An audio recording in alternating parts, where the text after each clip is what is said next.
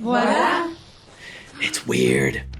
And see, that's where the individual minds come into this, because also another way to think about this is the first 13 minutes of this episode had no dialogue, and I loved it. I absolutely loved it, and it told such a great story.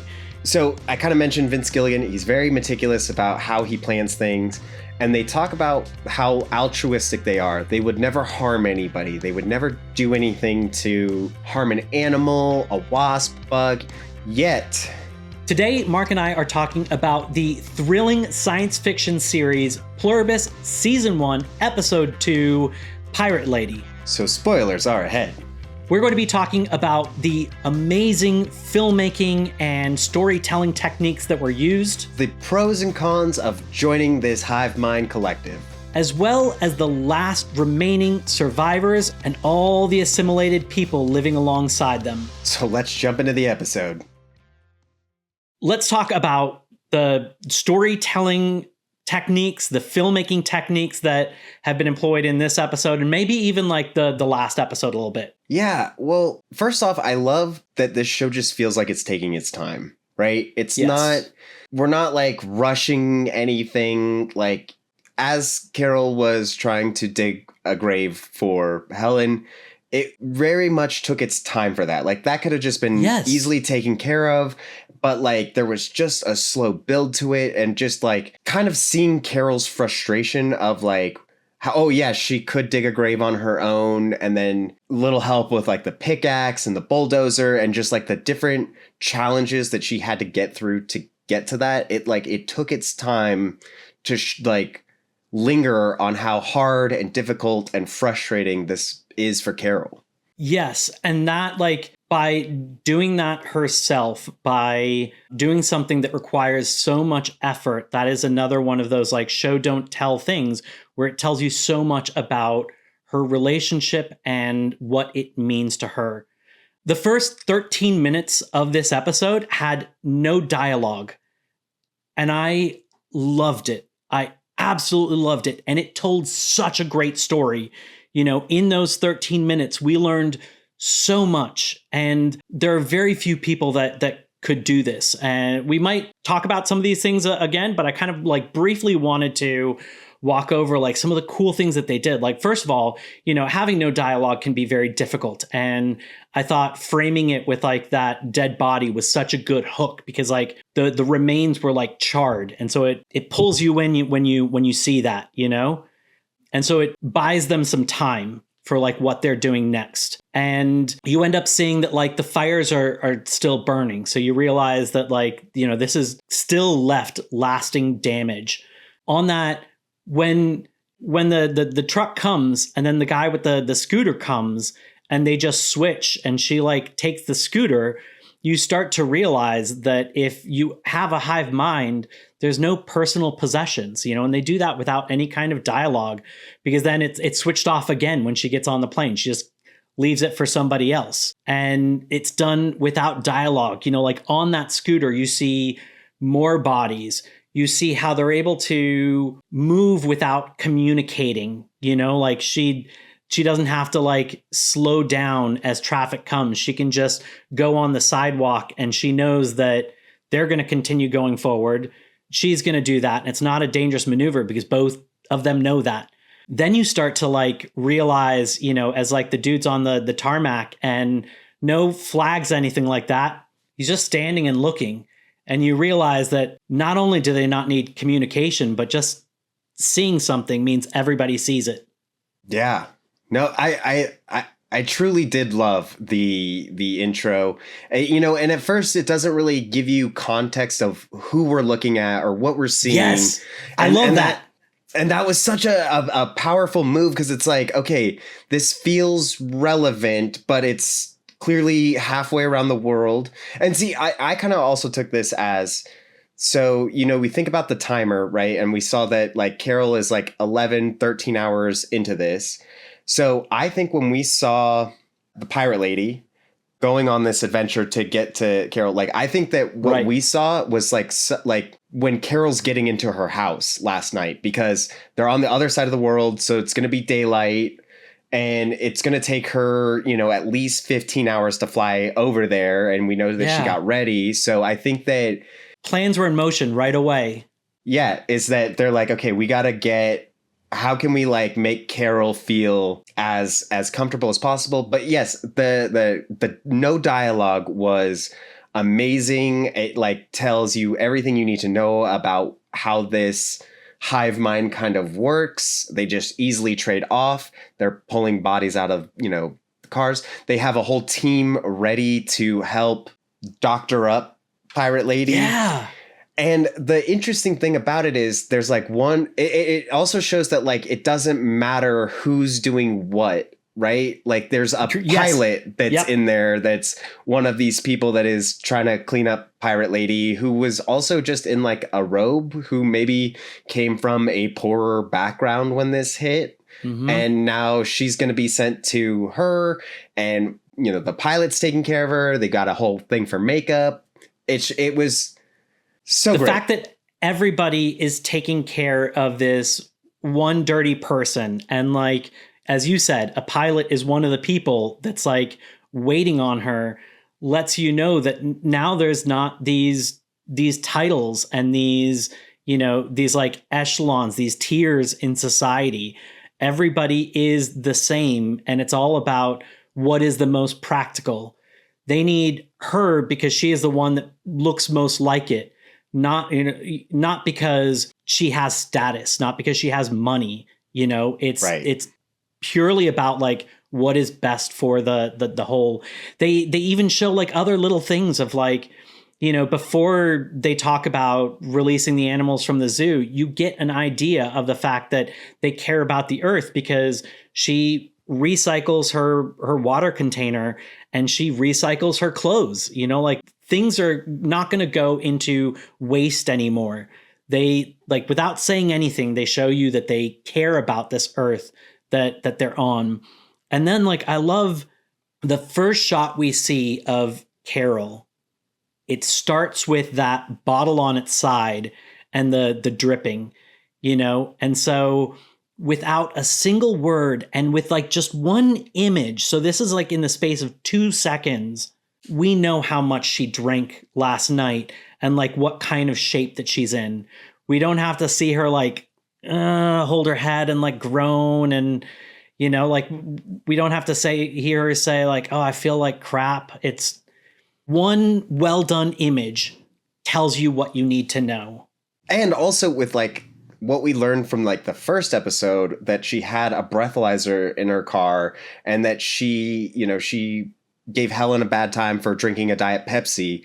We clearly have established that Carol has maybe a bit of a drinking problem, right? And, we did see that highlighted more in this episode. But again, it's never once saying like, oh, I had a DUI and I had to get a breathalyzer put in my car. It's all about that.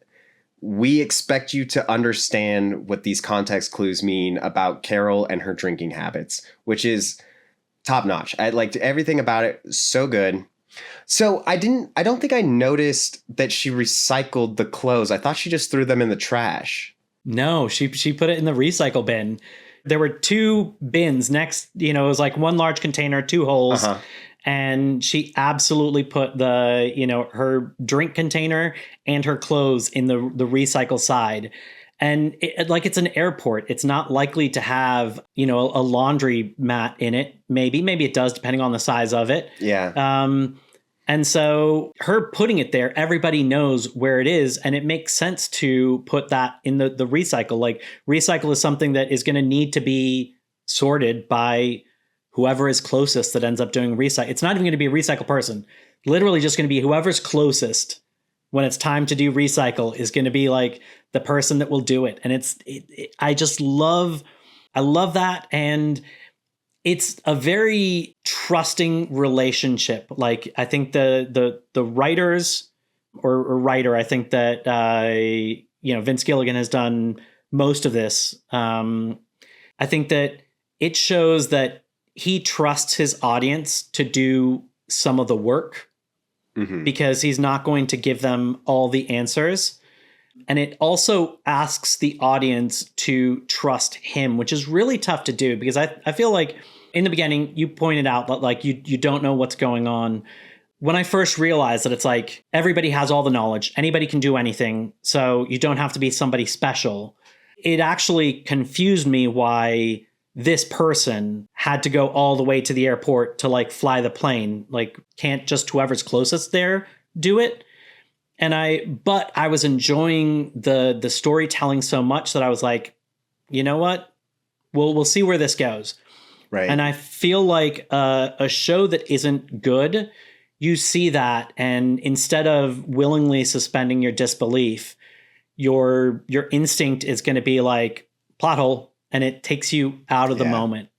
So it's like a trusting relationship and like a two-way street to do something like this. I mean, I think Vince Gilligan knows what he's doing really well. Like, I think he is very meticulous when he's planning things. So like with Breaking Bad, there's a whole like color palette for each character that they wear throughout the show. And I don't know if he's exactly doing that in this show. We did see some like people wearing exact colors, like especially when you think of like the conversation between Kumba, Carol, and Zoja. They were all wearing full colors. Like, and so I don't know if he's playing around with that, but he is very deliberate of how he frames things. So like when Carol is meeting all of the other non-assimilated people, you know, she introduces herself one by one, except Lakshmi is the only one that doesn't shake her hand. And it's setting up that they're going to have this kind of adversarial relationship. And then also similarly in the jet, when they're on, you know, talking in the Air Force One cabin, it is very framed that all of like them the Situation Room.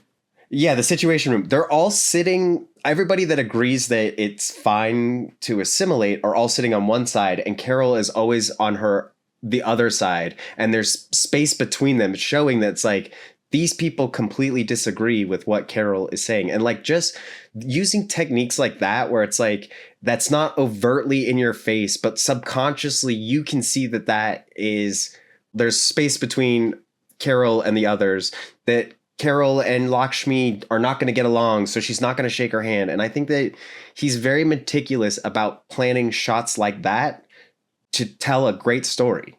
Yeah, it's also really cool because by not spelling everything out, it means that everybody's going to walk away with a different interpretation and a different experience.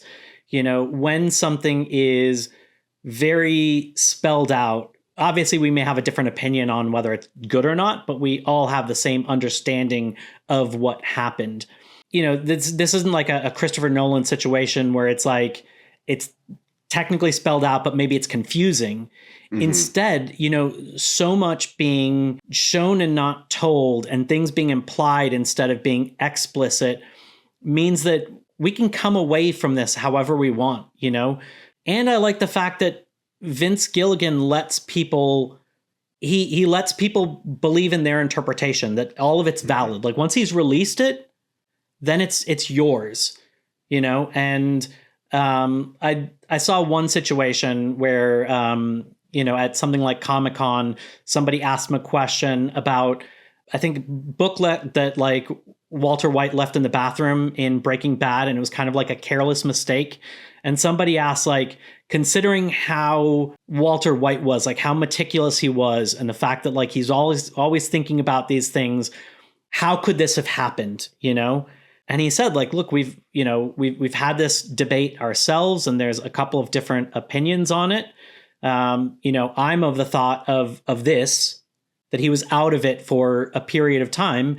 And so he kind of like had a lapse. He just wasn't thinking about it, but it's yours. It's out there. Like whatever you think it is, that is valid.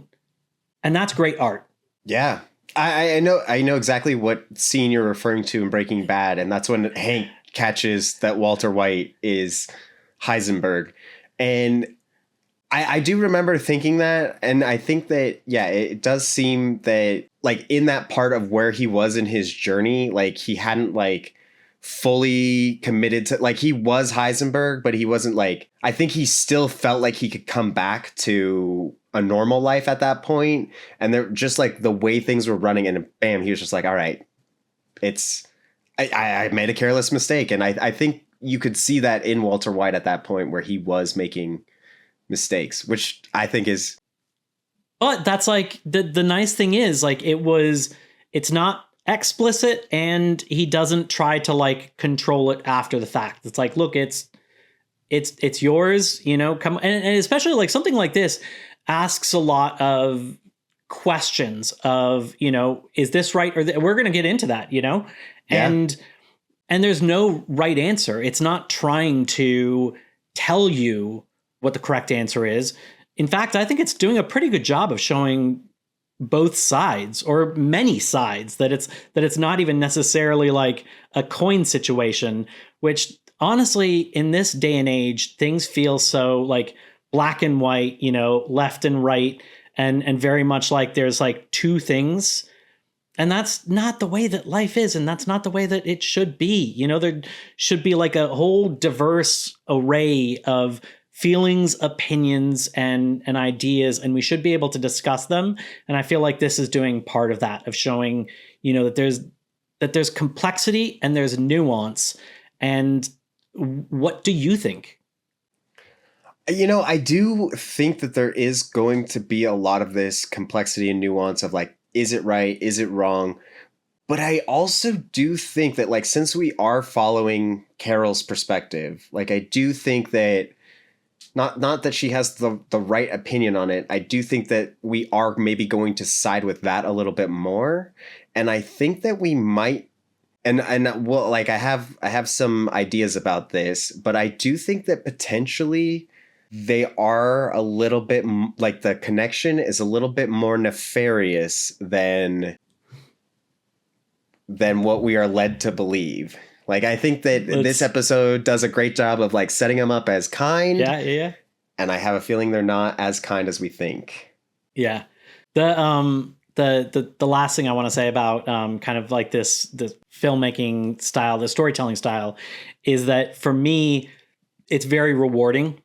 Mm-hmm. It's like putting together a puzzle, you know, like sometimes you see something and it's a little confusing and it's like, oh, why is that? And instead of somebody just like giving you, oh, here's the corner, it goes over there. Here's this piece, it goes, you're like, that's not rewarding. But when like you put it together yourself, you're like, oh, and I get that feeling from this when I see the thing go in the recycle and it's like, oh, they care about the earth. Like I came to that conclusion myself, and it's much more rewarding experience for me. All right. So we've already kind of brought this up, that this, you know, brings up some interesting ethical questions. And I think it would be great to talk about the pros and cons of the joining. But before we do that, if you are interested in joining with us, becoming part of our hive mind, then we would greatly appreciate it if you would consider subscribing so you don't miss any of our breakdowns on this or Drops of God after that. So, pros and cons, what are your thoughts? Or like if you want to play devil's advocate for, you know, either of the sides, what are you thinking on this? So I see pros and cons to both of it. You know, I do think there is a pro to assimilating, and I also think there's a pro to not assimilating. Like, it does seem like these people, and there are cons on each, you know, there are cons. And, you know, I think ultimately kind of so they present this altruistic version of themselves. Like, yeah, we don't condone death. You know, we're going to try not to step on bugs. We won't kill any animals, right. Which also seems not as true if they're just going to release wild animals into the wild, because that's not their natural habitat, right? And so, like, some animals there are not going to necessarily be able to. Some of them are going to starve. Some of them are going to kill. Yeah, the maulings are going to happen. And it's like, okay, so we just leave these tigers out there or lions to just keep mauling people. Well, but you're saying that you want to protect these people, but it's okay.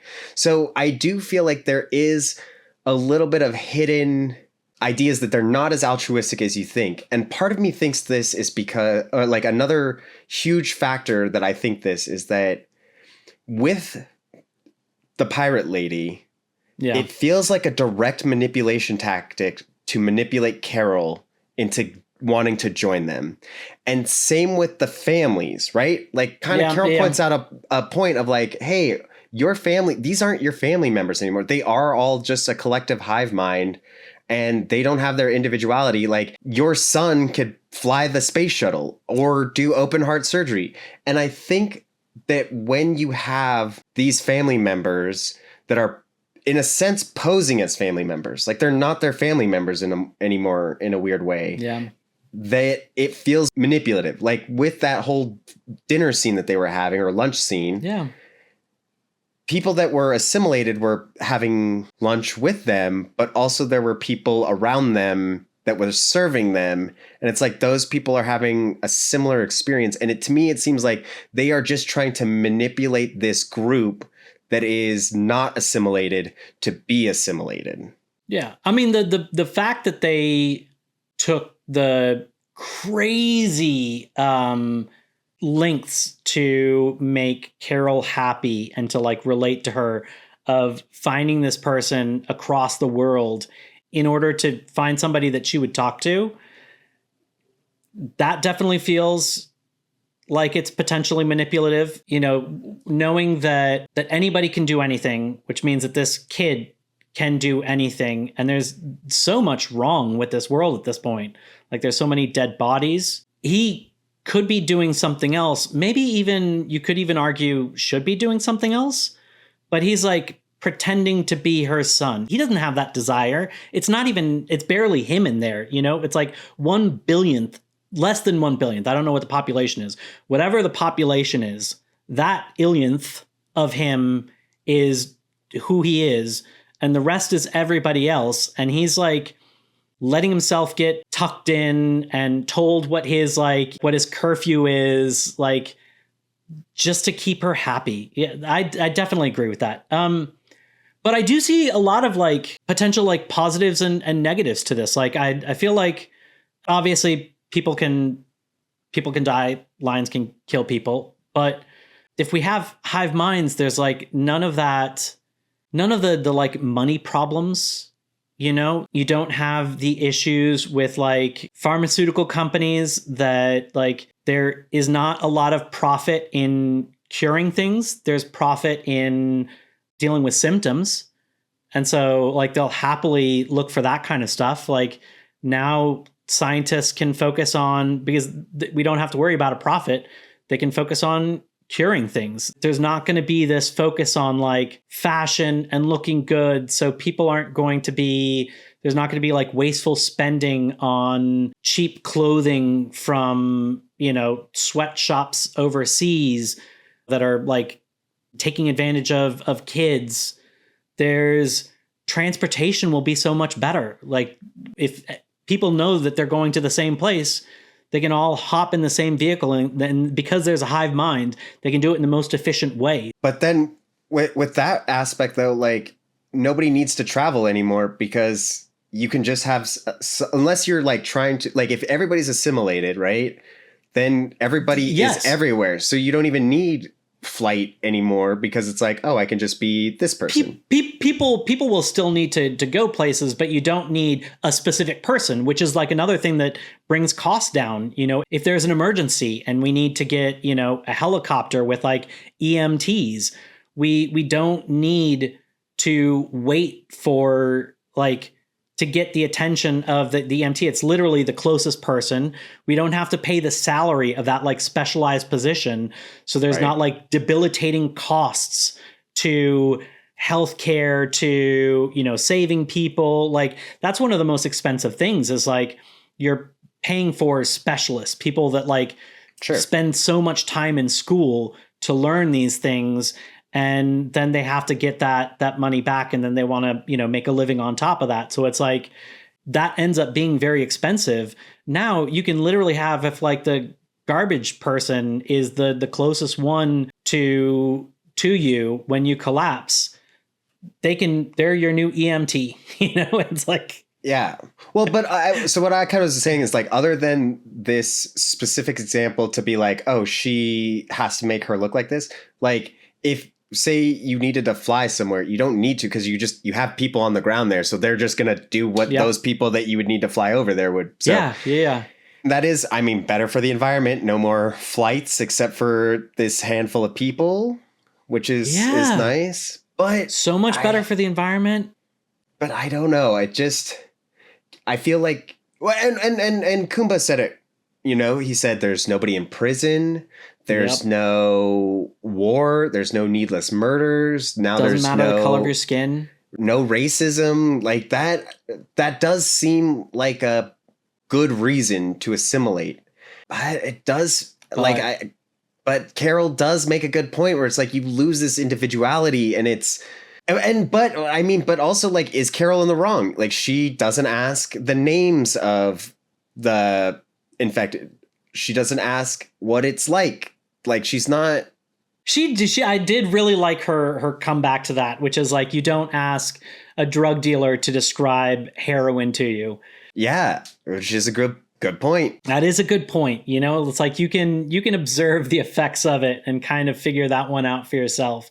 But on the other side, I'm a weird person. I definitely feel like I'm, in one of the smaller groups, like I'm not in one of the like large groups that fits in. And I really like that about myself. And I like a lot of unique and beautiful things in this world, like art and books that are interesting and movies that are interesting. And I think the ones that have been the most impactful for me are ones that have a unique perspective. And that comes from one set of eyes looking in a specific way, not from like a hive mind. And I can't imagine what this world would be without painters like Van Gogh, Frida Kahlo, Jackson Pollock, Edward Hopper. I can't imagine what it would be without music from, Ludwig von Beethoven, Kurt Cobain, Amy Winehouse, filmmakers like Stanley Kubrick, actors, comedians like Robin Williams, poets like Edgar Allan Poe. These were very unique individuals that their creativity enriched things. And for me to like bring up the Guggenheim as like, oh, we can go to the Guggenheim is like, yeah, that's exactly what we're going to lose, is like art and beauty. You mentioned the last one when we talked about happiness, that it's like, if everything's always happy and that just becomes the same, we don't have that contrast. And it's like, it loses its effectiveness. It kind of becomes like gray. Like that's just the normal. There's no like extremes. And I feel like that's the same way. If you don't have creativity, you lose beauty in the world because you lose that like perspective. And it's important to me. No, and I agree. And I think that it's like a weird way of like, it almost kind of reminds me of AI a little bit, where it's like AI is kind of a collective of all human knowledge or whatever. And like you can train AI to recreate like art from like Studio Ghibli and Disney, it can like recreate this stuff. So then it's like, it can recreate, right? But if that doesn't exist, it can't make something new. Right, exactly. So like with this hive mind, like there's no individual to have like you were saying, those experiences to create these things. So it's like basically all of art has just like taken a pause at this moment. I mean, they could pump out a lot that like is derivative, that's based off of everything that's come before it. Yeah. And it could be very convincing and look great.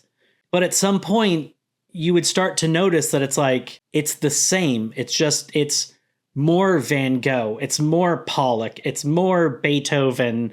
It's not, there's nothing new that comes out that's like, oh, I've never seen that. I've never heard that. I've never felt that.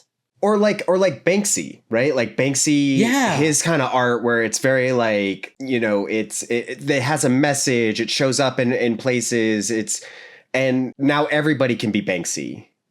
And so then it's like, if everybody can be Banksy, is there a reason to even create more original Banksys? Because it's like the kid could do a Banksy if he wanted to, just bam, bam, bam. Okay, perfect. And that is like just a weird aspect of just like, what is the point anymore? Like, why do anything? Which also kind of brings up the point is like, how do you have fun anymore? Like if you've had every experience and you're all just like working to like do this positive thing, like the individual isn't like, what am I going to do to have fun? And that's the other weird part I see with these assimilated. It doesn't look like they're almost there to serve these non-assimilated in a way, or like serve the planet, but not have fun anymore. And it's like, I think that's one thing about the human condition is that we seek excitement and fun and doing cool things. And this hive mind, it's like, okay, well, we're cleaning up. We're going to solve cancer. We're going to do this. We're going to save the environment. But like, are they going to enjoy any of it? Like what happens when everybody's assimilated? What do they do next? To me, they're just kind of like really smart ants, that just like all work with one shared purpose, but I feel like the soul of humanity is our creativity. Like that's our greatest achievement is our ability to create beauty in this world. Like this planet is like the tiniest little grain of sand in this giant universe and is like a blink in time.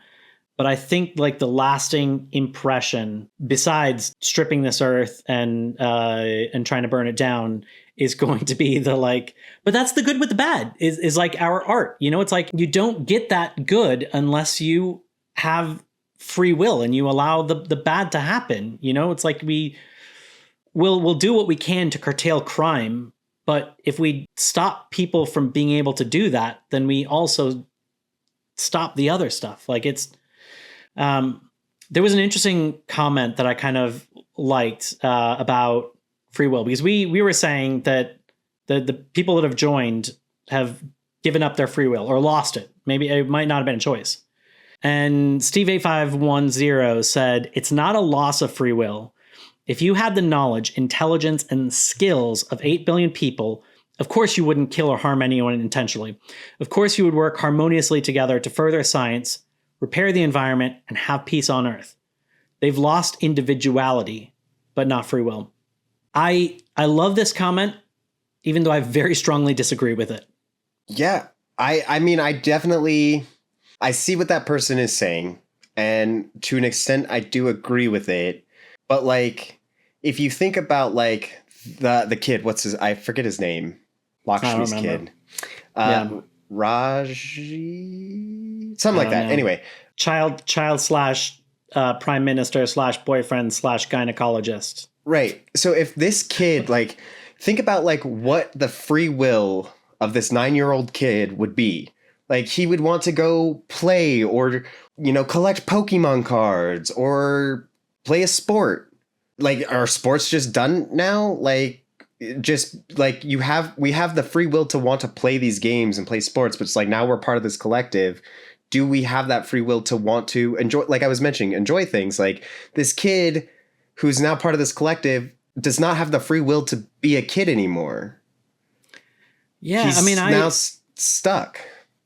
What that kid is once again less than a billionth of the hive mind. So how much of him is really there, and it's like everybody is in that body. It's not him. And to me, even if this is somehow right, where it's like if you had all the knowledge and skills of all the people on the world, you would make this choice.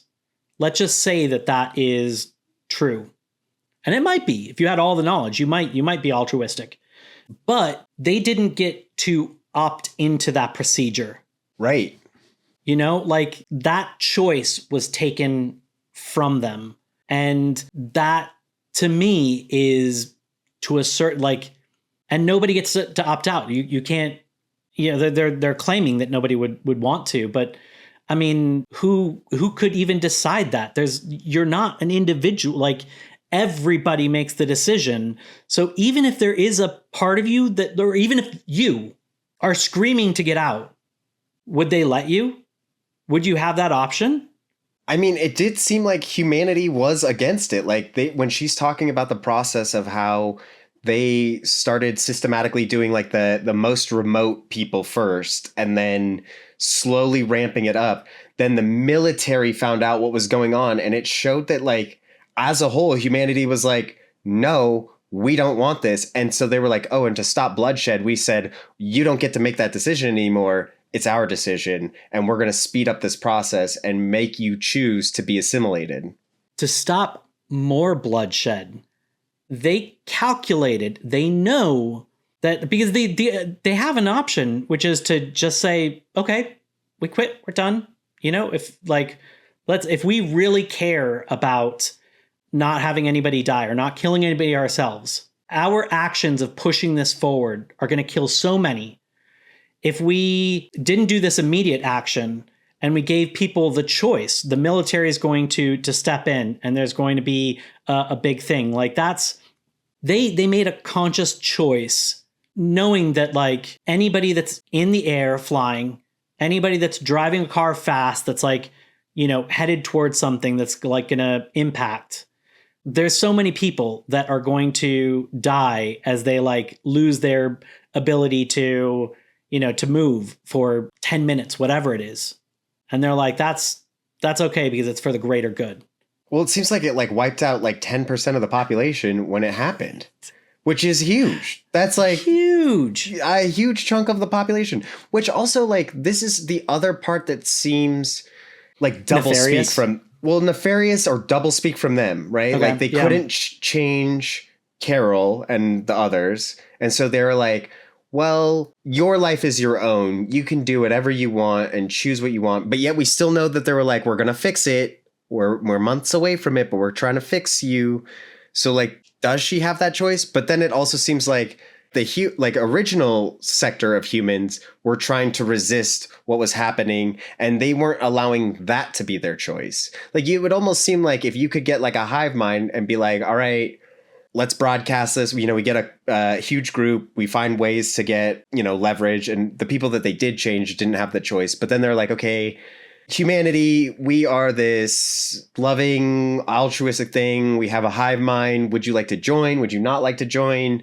Like, here's the pros and cons. This is what it's like. And we just want you all to be part of us. Like, they didn't really give that option. And so it does seem like they are giving it to the other group, but ultimately they didn't give it to humanity as a whole, which feels very doublespeak. Yeah. And let's go ahead and talk more about the, those of the join, but we can also kind of bring in the survivors, because kind of like what you've said, I do wonder whether or not there is something, whether or not there's an ulterior motive, whether or not there's something potentially sinister. I can't quite tell. I thought it was just wild how casually Zosha said that they're like 4 months away from figuring out what's up with Carol. Like, basically they're saying, like, in 4 months you're going to be one of us. There's no choice. There's no opt out. It's like, and she said it without malice. Well, so see, that time I did feel like that was not nefarious. So that was the one time I was like, that's not too bad. Because it did seem like she was like, oh, you're going to try to change me? And she's like, oh, we're actually months from that. Like, that's before we could even have that question. We are months and months away. So, like, that didn't feel too nefarious to me. But it didn't sound like she was going to have the option. It didn't sound like, we'll have something for you. And if you want in, you take the pill, and if not, you don't. Like, it sounded like this is happening. It was said very pleasantly, but like, everybody's going to be one of us. True. I do feel like Carol out of like all this group has the least amount of trust for what's happening, which I think is important. Like, this weird once in a lifetime thing has happened on Earth. And I feel like, yes, there are all these benefits that the other survivors are experiencing, but none of them are like distrusting it as much as like Carol is. And I do think that that's partly them having family members to directly see like, oh, this is somebody I love and care about. They're part of it. They love it. I should love it too. But like Carol specifically distrusts them. And this is another great show don't tell versions of how she doesn't trust her. But first, she only wanted the English speaking ones because she can't trust how they will translate any of their conversations. So she needs to directly talk to unassimilated people. Yes. And what they did with the showing the flight, right? When they're flying her first out there, all these comfy chairs in first class that are completely open, and she's sitting as far away from as possible from the assimilated because she doesn't trust them. I think Carol is unique because of her unhappiness that I think whatever she's dealt with in her life, she's developed this self-preservation technique where there's probably a lot of bad things that have happened to her. And so she assumes the worst and she prepares for the worst. And that's how she probably protects herself is like, look, I know bad things are going to happen and I'm going to look out for them and I'm going to be ready for them. So while other people are able to like see what looks like paradise and be like, this is great, I'm going to enjoy it, she is uniquely positioned as seeing this situation and being like, the other shoe's going to drop. I don't trust it. It's not good. And I have to do something about it. Like I have to do something to protect myself. And these other people don't even realize it. I'm going to have to do something to protect them. And that could even just be so that she's not lonely. It's not like a savior thing, like a God complex. It might just be like, I have to help humanity because I don't want to be the only one. And it does seem like she's making an active effort. Like when she was talking to all of these people, like, do you guys have experience in biology? Can anybody get us out of this in this group? So it ultimately seems like she wants to reverse the effects of the assimilation. And I do think the Kumba and Carol, I think are great reflections of each other because like the other survivors, they all had like family, like I've mentioned a couple times. Yes. Carol and Kumba both seem like they're the only two that didn't have direct family members to be like, hey, this is okay. And Carol comes from a very cynical side of like, this is not right, yada, yada, yada. And Kumba, he definitely embraces it. He's got the nuclear football. He's on Air Force One. He has a harem of ladies to ultimately do whatever he would like to. And like, there could be a lot of appealing things for that argument for Kumba. But also there's a lot of that, like we were mentioning before about the art and the individuality that does get lost. And I think that Carol is more on the side of that, where it's like, yeah, you can kind of indulge in your pleasures and do whatever you want, have the most delectable food that you could eat. And then Carol's like, well, but like, I want to be unhappy and I want like, or maybe she doesn't want to be unhappy, but like in interviews, there's like a point to her misery, right? Like she's kind of fighting to keep her misery in a way. Like she has problems with herself and life. Yeah. But she wants that. Once again, I think it's a self-preservation technique. Like, I don't think that it's like she enjoys being miserable as much as it is that like, that's how she's best protected herself. It's like the people that have had bad relationships and so they ball up and like sabotage all future relationships because they don't want somebody to get so close to them, because if that person gets close to them, they can hurt them. So at least if they're like just kind of like baseline miserable versus like the devastation of somebody that you like trust and love really getting you, like it's better to have that like it's always raining than like the thunderstorms. For some people, obviously that's not. You said that that because it's from Carol's perspective that we are going to most likely agree with her. I think she brings a very unique perspective, but I don't know if we're always going to agree with her. And I think one example of it is like, if I'm being honest, I would love to be like her and see that this is a terrible situation and want to fix it. But I do think that, with things that I've dealt with in my life, like some tough situations that I've been through, that I might go with the flow and be like, man, it's nice to have it easy now, And so the idealist in me wants to say like, yeah, I'd be like Carol and I'd fight for what's right. But there is a part of me that feels like the more realistic side is I probably, at least maybe for a while. But here's that good okay, so I would almost make the argument that all of the hard things that you went through made you who you are today and ultimately led you to this exact moment of us in this podcast. And so it was hard. And, we all go through hard things still on a daily basis. But then what you said was I would just like it to be easy. But then if it's just easy and everything's easy, life is, there is this beautiful thing about challenge and struggle and perseverance to get through. And so if it's all just handed to you and it's all easy, are you living life anymore? It is, because then when everything is easy, then it's just the same, right? It's all just the same. And kind of what I was mentioning, that having the hardness with the easiness, you can juxtapose it and really enjoy it. I don't know. I do. I get that. I do get that. But there is an appealing aspect. From the perspective of when it first happens, it wouldn't be the same as being at ground zero or minute zero of everybody's gone except for, you and 12 other people.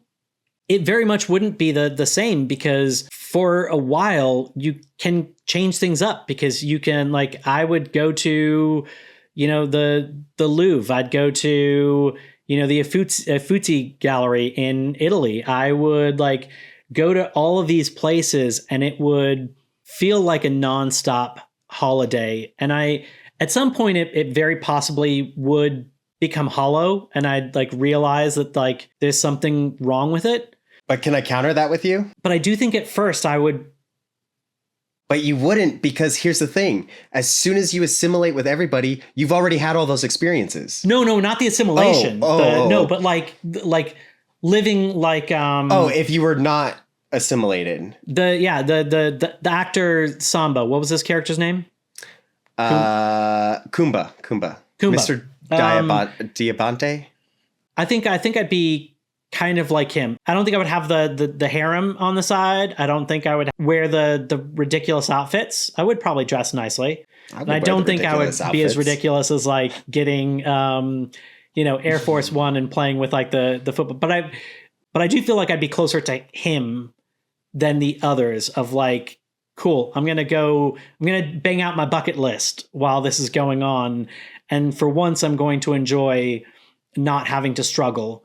So see, that aspect is cool. But see, this is the two different questions. So it's keeping your individuality while everybody else becomes assimilated. And then you get to go do all the fun stuff and just have basically everybody at your beck and call. That's very appealing. That sounds great. But I do even think that at some point that would feel hollow. At some point you'd realize well, that it would be everybody that's catering to your will is just an empty hus.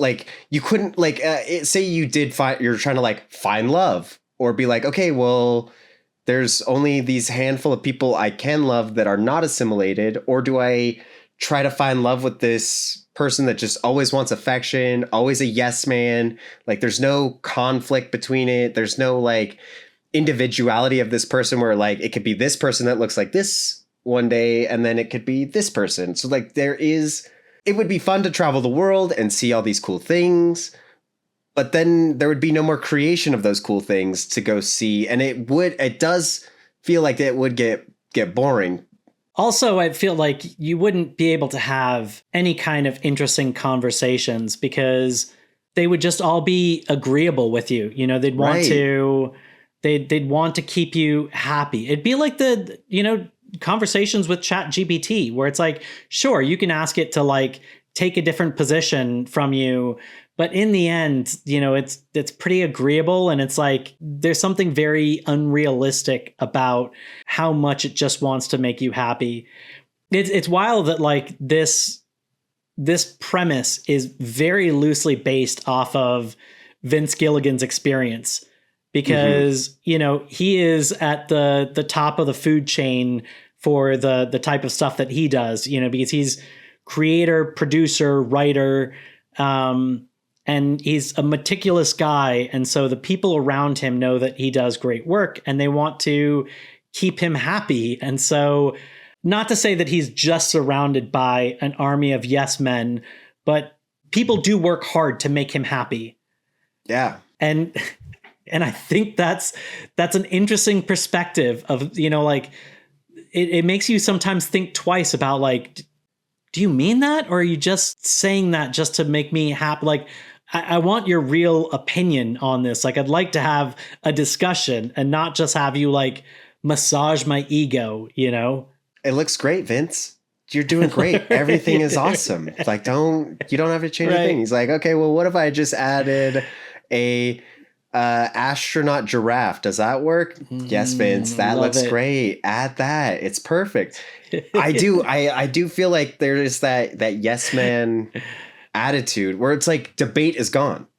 Yeah. Like you and I, we've had, different opinions on things, like nothing crazy. Usually you and I are pretty like-minded, but anything that we disagreed upon, it would just be like, oh, you're right. You're 100% right. It's such a weird dynamic. And it's like, it's unsettling in a way.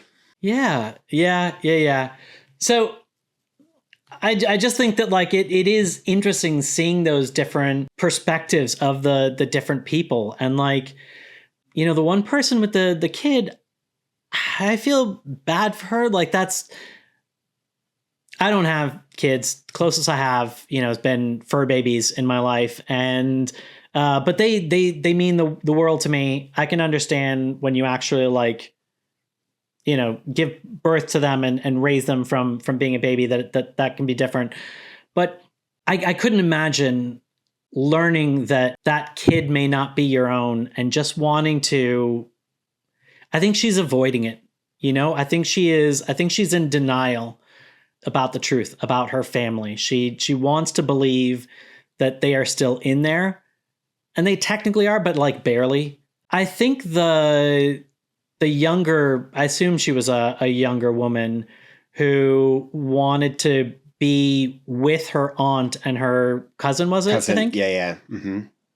That's, there's some people that like just their family means so much to them that like they would do anything to be with them. And like, that's, she's at least accepting it, but it's sad because kind of like Carol's pointed out, like, you don't actually know what you're getting into. Right. And then like also when you join it, then all of the memories of everybody's family. So then everybody's family. So it's like, oh, do I really need to stay near my aunt and cousin anymore? Or are the hive mind just going to split them up? Like you can communicate with your mind. How do you know you're going to be with them? 1,000% with however many billion people are on this earth, like every little thing that moves you in a slightly different direction will move you further apart. Like one day you're the closest person to this vehicle, in order to like jump into this helicopter to save somebody that, like a cliff collapsed.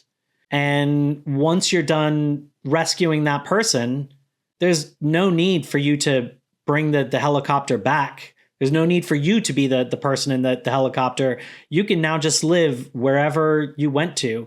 You don't need to live in your house. There is no possessions. There is no your stuff. And so you're right. She wouldn't be with them for long. Right. And we know that. But I guess that's their bodies. Like their minds would always be together, but it'd be like such a tiny part. It's weird. And see, that's where the individual minds come into this. Because also another way to think about this is we know that Helen joined, but we saw that Helen died. But does that mean that Helen's consciousness is still in this nebulous hive mind? And so if we have the thoughts of Helen and we have all of Helen's memories, essentially you could make every Pirate memory Lady, Helen has ever had. You could make Pirate Lady literally Helen and be like, hey, I'm Helen. Let's chat. And I know that there's like I think she knows that would be too unsettling. But I agree that they could do that. Like it doesn't matter whose body you have. You're still in there. If you are just your memories, then right. If Helen is in that consciousness, you could even preface that to Carol and say like, look, we have all the memories of Helen. That's how we knew about the key. That's how we knew about how Raban was originally going to be a woman. Like we could basically give you somebody that is exactly Helen so that you don't lose Helen. Like you have all her memories. You can have the same dynamic that you had. But this is also kind of what tells me is that the people that they're with aren't the people anymore. Because if they could do that with Helen, because Helen joined them right at the end, it seems to me they would be trying to ease Carol into that idea to be like, hey, look, Helen, we could give you full Helen, like all of her consciousness. But I ultimately think that it's because it's not really them. That's why they're not offering it. I think it's that they might realize that that she would probably take that as an even bigger insult than like any of the other things that they've suggested. She's already made it clear she doesn't want them touching her body. Right. So if they like play dress up, find somebody that looks like her, do a little bit of makeup, and then basically have her kind of like her memories run it. So it walks and talks and acts kind of like the family members are all acting like who they are supposed to be to like pull them in. Well, and that's my point. There's no reason that they couldn't do that. I think that the people are there, but they're just like such a tiny part that they basically are. It is as if they are not there. Like they're such a minute part that they're basically like one neuron in this giant brain of knowledge. Yeah. No, and that's my point of like, so to me, like, I don't think that their family members are them anymore. Like they are, right now, they are being used to get these people that are not assimilated into joining the collective. Because that's ultimately why I think that they didn't go with the thing, because I know Carol would be very like, this isn't right, this isn't real, this is very fake, and that could create even more distance between them and Carol, and that's why they went with Pirate Lady instead of not Helen. And so because they could have given Pirate Lady's looks, could have been Raban, and then given her Helen's demeanor, her thing, and that's why I feel like the other people that we see, their partners or their family, are not them at the end of the day. Yeah. And they're just manipulating them to join the collective. Yeah. And I have one other thing that might support this idea. So when they were all eating food, right? Okay. So I kind of mentioned Vince Gilligan. He's very meticulous about how he plans things. And they talk about how altruistic they are. They would never harm anybody. They would never do anything to harm an animal, a wasp, bug, yada, yada, yada. Yet, Kumba, his harem were all dressed in leopard print. Is that signifying that these are predators, like, that are, dressed up, like these could be predators that are trying to attack the prey of the unassimilated to get them in? So not necessarily like malicious intent of like, oh, I'm going to kill these people, but I'm going to get these people to join me. Like, whether they want to or not, going against their will? Because it does seem like they don't want to hurt anybody. Like she wouldn't go with Kumba because she didn't want to hurt Carol's feelings, and only if Carol gave her a blessing she would go. But yet, if they didn't want to assimilate, it seems like they would say like, no, you have to. Like that's the one thing that they won't let them say no to. Right. And is it they're only placating them now so that they can force assimilation on them later? Yeah, I kind of wondered whether or not they are placating them now so that they like don't push against assimilation, or so that they even like accept it, like happily. Because it does feel there is something so manipulative, again, of like finding Zosha and getting all the effort it took to like get her there. And if they really cared about Carol and it was just like, look, we don't want to hurt anybody, they'd stop talking to her because that clearly distresses her. And they would just bring food, bring water. We know they're spying on her. Yeah. Yeah. And and the funny thing is like, they knew that there was a recording device in Air Force One, and they didn't offer up that information. But when Carol asks, like, is there anything recording in here? She says, oh, yes, we can turn that like instantly. She seems very amenable and is like, yeah, of course, we'll turn that off. And I think they probably did. But still, the fact that like as many pilots are, hooked up to this consciousness, at least one person knew that they would be recording. And from the fact that they were using a drone to record, or like whatever that aircraft was, that like they were planning on listening in, even though Carol made it clear when she was sending everybody out that her intent is to speak privately. But they were just going to like happily eavesdrop. I know. And that's part of why I do feel like there is a bit of malice that is involved with this. I know they want to assimilate everybody, and maybe malice isn't the right word, but like underlying intentions that like they want people to join them, and that's the goal. Yeah, I don't know if it's malice, because it definitely seems like like they can't handle angry emotions, and so maybe it's a different emotion of like their driving force is the only way that they can replicate is through assimilation.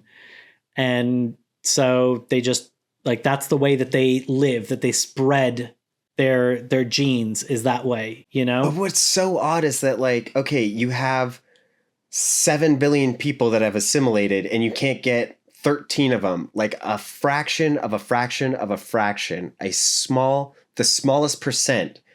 Why do you need them? Why is it important to change everybody?